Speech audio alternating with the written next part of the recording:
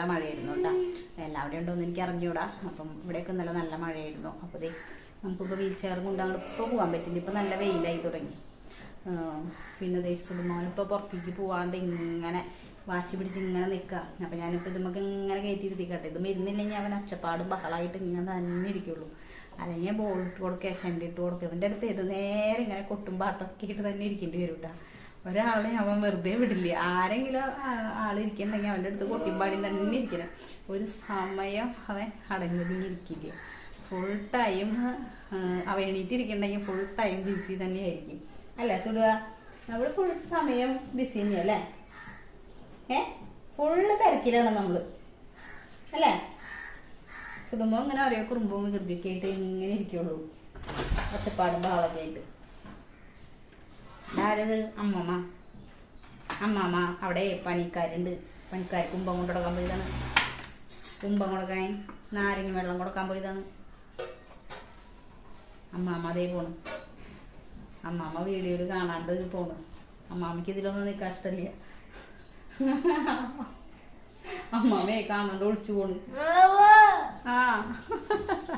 ഭയങ്കര വരച്ചിലും വാശിയായിരുന്നു കേട്ടാ.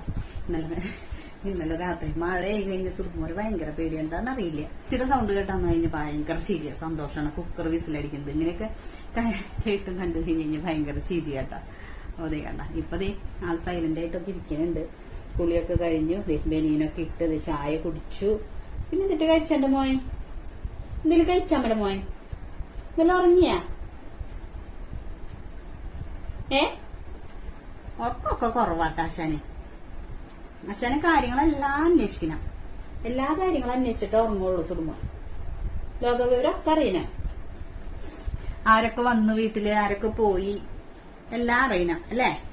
അതിലാരെങ്കിലും മാറണുണ്ടോ, അതിൽ അവന്റെ അടുത്തോടെ ആരെങ്കിലും പോണുണ്ടോ, അപ്പൊ അവ ഒച്ചെടുക്ക. അച്ചാച്ച അടുത്തോടെ പോയി കഴിഞ്ഞാൽ അച്ചാച്ചനെ മെരട്ട. അവനെ മൈൻഡ് ചെയ്യാണ്ടൊക്കെ പോയി കഴിഞ്ഞാലേ അപ്പൊ നമ്മൾ തിക്കും തിരക്കിലൊക്കെ പോകുമ്പോ ചിലപ്പോ അച്ചാച്ചന്മാര് ഒക്കെ വേഗം പോകില്ല. അപ്പൊ ഇവൻ ഇങ്ങനെ 2-3 വട്ടെങ്കിലും വിളിക്കും. അപ്പൊ അച്ചാച്ചനൊക്കെ പോകും. അപ്പൊ ഇവനെല്ലാം ലോകവിവരം അറിയണവന്.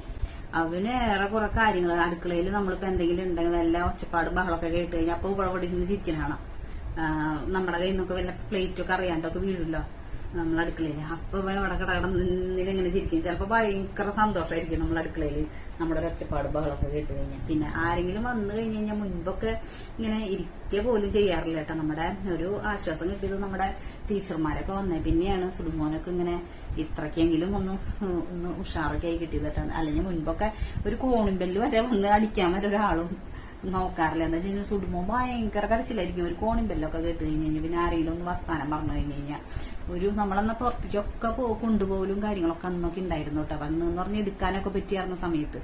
ഇപ്പൊ എന്ന് പറഞ്ഞാൽ അങ്ങനെ എടുക്കലും പിടിക്കലും ഒക്കെ കുറവായി കാരണം കൊണ്ട് ഇപ്പൊ എല്ലായിടത്തേക്കും യാത്രയൊക്കെ കുറവാണ്. പോക്കും വരവും ഇതൊക്കെ കുറവാണ് കേട്ടോ. ഇപ്പൊ എടുക്കാനായിട്ട് അങ്ങനെ പറ്റില്ല. നമുക്കൊരു 5 മിനിറ്റ് പോലും നമുക്ക് തോളിലിട്ട് നിൽക്കാനായിട്ട് അങ്ങനെ പറ്റില്ല. അപ്പൊ ഇപ്പൊക്കെ ഇങ്ങനെ സുടുമ്പോ ഇങ്ങനെ ഇരിക്കെങ്കിലും ചെയ്യുന്നുണ്ട്.